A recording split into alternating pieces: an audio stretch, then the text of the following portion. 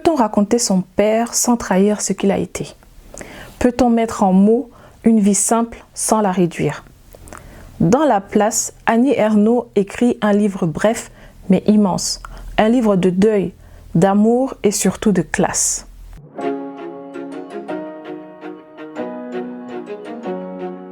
Bienvenue dans ce récit qui parle de la France d'hier pour mieux éclairer celle d'aujourd'hui. Pour commencer, une petite présentation de l'autrice. Annie Ernaux est née en 1940 en Normandie.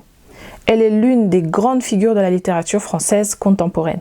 Écrivaine de l'intime, de l'universel, elle a reçu le prix Nobel de la littérature en 2022 pour l'ensemble de son œuvre. Marquée par une volonté inébranlable, écrire la vie réelle sans fioriture ni illusion.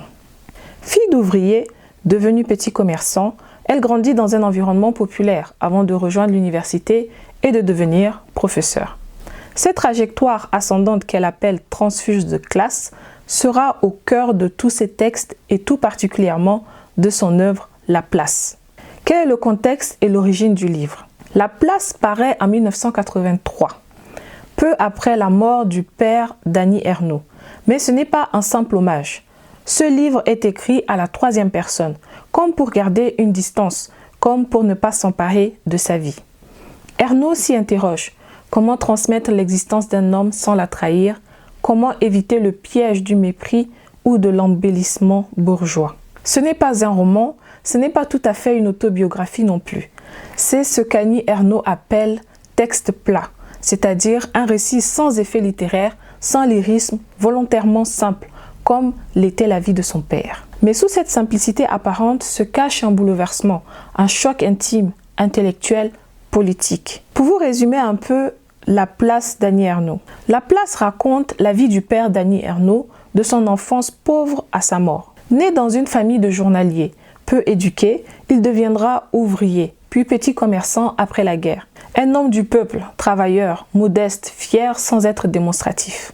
À travers lui, Ernaux décrit l'évolution d'un monde, celui des campagnes normandes, de l'économie rurale, de la dignité silencieuse des classes populaires. Mais le cœur du livre, c'est le fossé qui s'est creusé entre la fille et le père.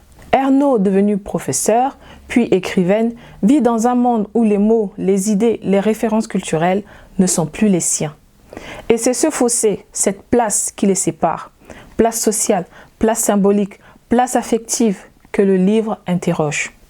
Quels sont les thèmes majeurs abordés dans ce livre? Premièrement, la distance sociale.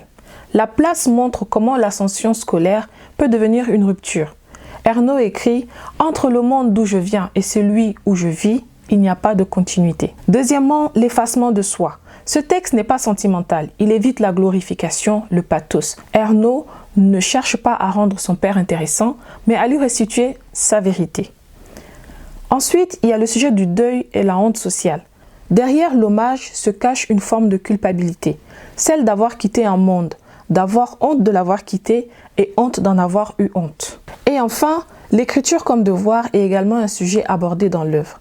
Ernaux ne veut pas faire œuvre de romancière, elle veut témoigner, écrire pour ceux qu'on n'écrit jamais, donner à la vie ordinaire une dignité littéraire. Au niveau du style de l'œuvre, le style d'Ernaux dans La Place est volontairement épuré, presque sec. Pas de métaphores, pas de grandes phrases, juste des faits, des gestes, des mots simples. Et c'est ce dépouillement qui donne au texte sa force. Chaque mot est pesé, chaque souvenir est précis. C'est une écriture politique du réel qui refuse l'ornement pour mieux respecter le sujet. Et pourtant, malgré sa brièveté, La Place bouleverse. Parce qu'elle touche à l'essentiel, la filiation, la transmission, la fracture invisible des classes sociales. Si l'on doit conclure, La Place, c'est plus qu'un livre sur un père. C'est une réflexion sur la mémoire, sur l'ascension, sur le coût de l'émancipation. C'est un texte qui parle de la France populaire, de ses silences, de ses gestes, de ses douleurs. Maintenant, je vous pose la question à vous. Quelle est la place que vous avez quittée? Quelle est celle que vous avez conquise? Partagez votre réflexion en commentaire. Merci d'avoir suivi ce contenu jusqu'au bout. Vous retrouverez le contenu de Savoir Quotidien sur savoirquotidien.com, sur YouTube, TikTok et depuis peu en format podcast. En attendant, prenez soin de vous et je vous dis à très vite pour un nouveau voyage littéraire sur Savoir Quotidien.